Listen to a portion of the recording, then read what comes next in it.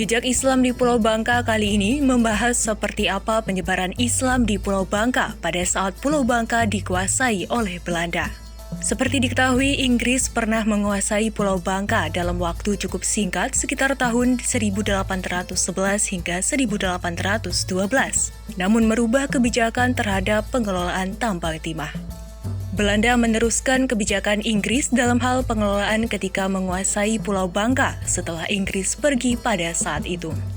Pengelolaan tambang timah yang tidak berpihak kepada rakyat ini menimbulkan gejolak hingga memicu pertempuran perlawanan terhadap Belanda mulai dari Depati Bahrin lalu dilanjutkan Depati Amir.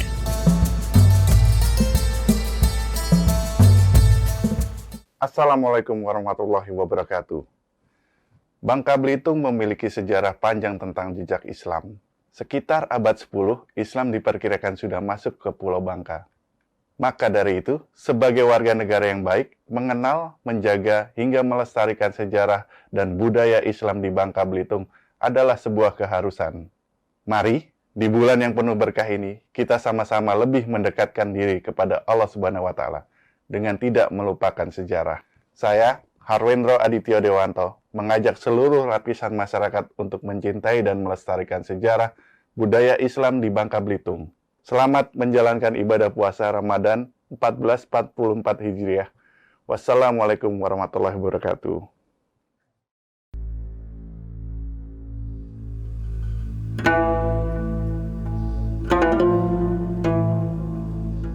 Masa kekuasaan Belanda di Pulau Bangka lambat laun menimbulkan gejolak, dipicu persoalan kebijakan penambangan timah. Di masa penuh bergejolak saat itu, semangat perjuangan Islam semakin menguat, hingga ada yang menyebutkan perang melawan Belanda merupakan jihad.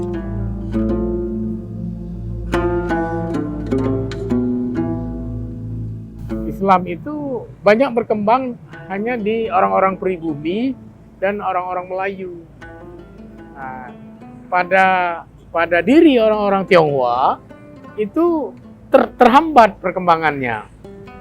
Nah, berbeda pada masa kolonial. Pada masa kolonial itu banyak sekali mualaf.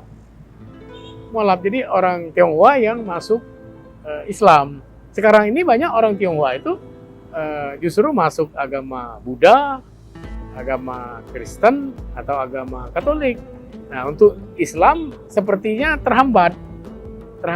Jadi orang-orang Tionghoa itu yang masuk Islam itu banyak di kalangan pribumi Islam itu dengan di Melayu saja. Setelah Depati Amir ditangkap oleh Belanda, masyarakat diberikan kesempatan oleh Belanda untuk belajar agama Islam secara mendalam. Kalau pada masa kolonial, pada masa pemerintah Hindia Belanda, Islam juga berkembang, tetapi melalui pendidikan di sekolah. Jadi berdirilah sekolah-sekolah keagamaan kan di Bangka ya, di Pangkal Pinang, kemudian di Mentok, yang guru-gurunya didatangkan dari Batu Sangkar, dari Aceh. Nah, jadi polanya sudah lebih modern ya, melalui sekolah-sekolah agama ya, sekolah-sekolah agama yang didirikan oleh para guru-guru agama yang didatangkan dari Batu Sangkar dan dari Aceh.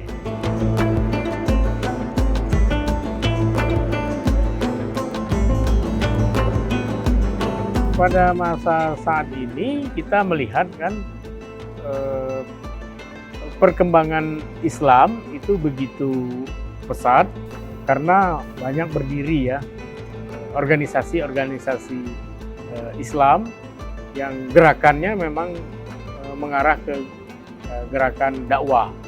Ada Nahdlatul Ulama kan, kemudian ada Muhammadiyah, kemudian ada Persis ya, Persatuan Islam. Islam itu baik dalam kegiatan ibadah, dalam kegiatan muamalah ya, itu sudah lebih baik lagi. Nah, karena sudah terorganisir dengan baik ya pola dakwah dan penyebaran Islam di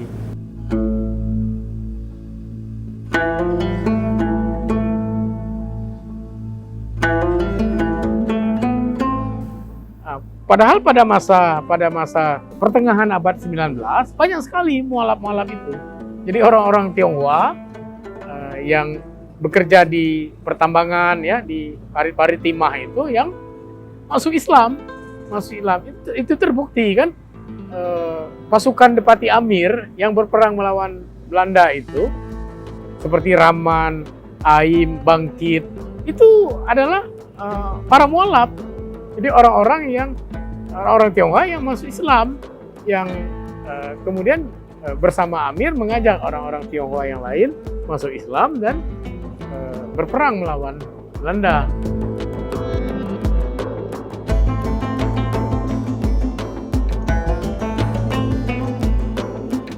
Ketika orang-orang Tionghoa mau bangun kelenteng di Mentok, orang Islam itu tidak melarang membangun kelenteng di sebelah Masjid Jami.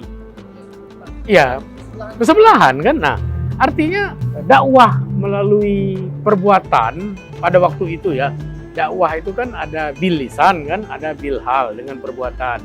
Kalau dengan lisan kan yang dilakukan oleh para dai itu ceramah dari kampung ke kampung ya, kemudian melalui sorogan tadi. Dakwah dengan perbuatan itu dengan menunjukkan sikap toleran misalnya kan, bagaimana sikap orang Islam terhadap orang non-Islam kan, misalnya dalam hal pembangunan rumah ibadah